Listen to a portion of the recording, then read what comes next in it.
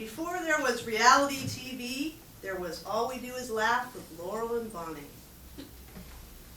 Never heard of this show?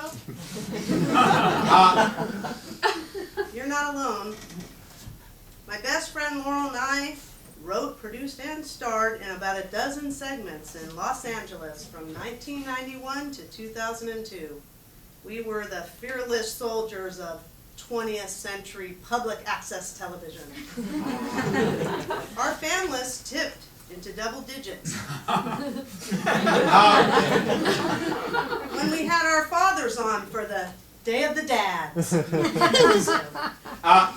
If you turned on your TV in LA during this era, it would automatically open to cable access channel 3. You might see a performance of nude rock musicians, an older woman belly dancing, the multiple personalities of Gregory Halstead, or Laurel and me eating candy apples. Viewers would get hooked on Access. It was a guilty pleasure, like today's reality TV, but slow and non-competitive, and always familiar, with the same ugly chairs and fake plants on stage. Laurel and I met in kindergarten in the San Fernando Valley. We never planned to get our name in the TV guide, but we did. Laurel's a classic California beauty with flaxen hair, quiet, kind of shy.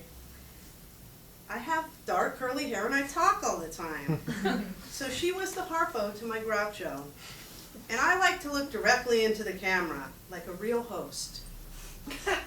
Hoping Laurel would jump in, because the show was largely unscripted. Sometimes there would be kind of awkward silences.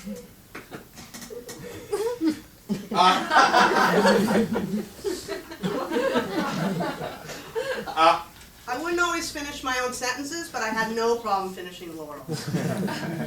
Our shows were centered around a theme and often included guests. An early episode was called The Moms.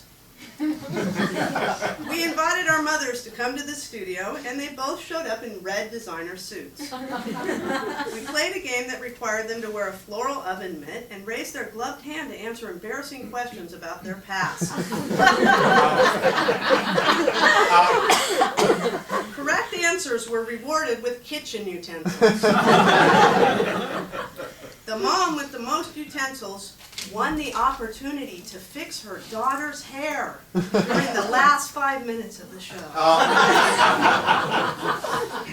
For the moms, we also played clips of the husbands they divorced long ago, our dads, to whom we devoted an episode of their own. My dad drove all the way from Vegas to be on our show, but Laurel's dad couldn't make it. So we had a stand-in, a life-size dummy, dressed to look like Dave, sitting with us on stage, while real Dave called in on the speakerphone. When Laurel asked her dad how he felt when she was born, he said, I wanted a boy. When I asked my dad to talk a little about how he and I were similar, he said, "You mean your bad temper?" You never know what'll happen live, and we never edited our shows. I came out of a performance art background, so I strove to break the fourth wall and to utilize some of the control room effects like digitizing, roll-in, split screen, green screen. On our program, Relaxation, I showed my collection of antique vibrators. On one side of the split screen, and Laurel demonstrated beating jewelry on the other. The camera came in very close on Laurel's hands, and they were sweating. And I couldn't get any of the vibrators to run. Another time we went to the local mall and asked two cute guys if they would be our dates on the show, and they agreed. Afterwards, we found out they were involved with each other. Mike and Mike later screened our Dates episode at their neighborhood gay bar, the SS Friendship. The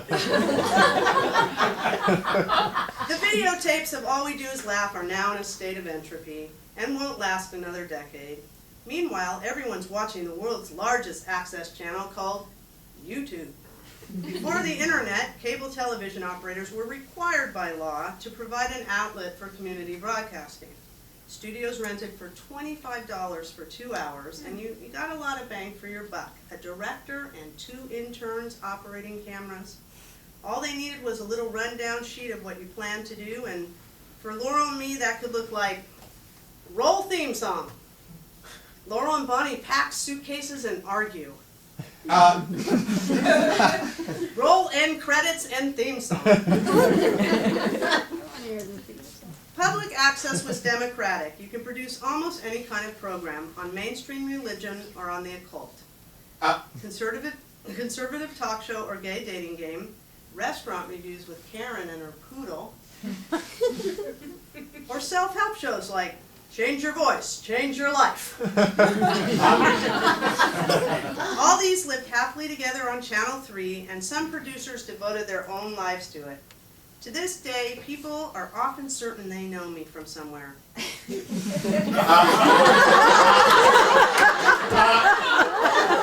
know you, your mother owns that restaurant in Burbank, huh? Do you have a twin who lives on the west side? You're a friend of Bill's, right? Have you been on Jeopardy? It's highly unlikely they saw me on Channel 3, but sometimes I have to wonder.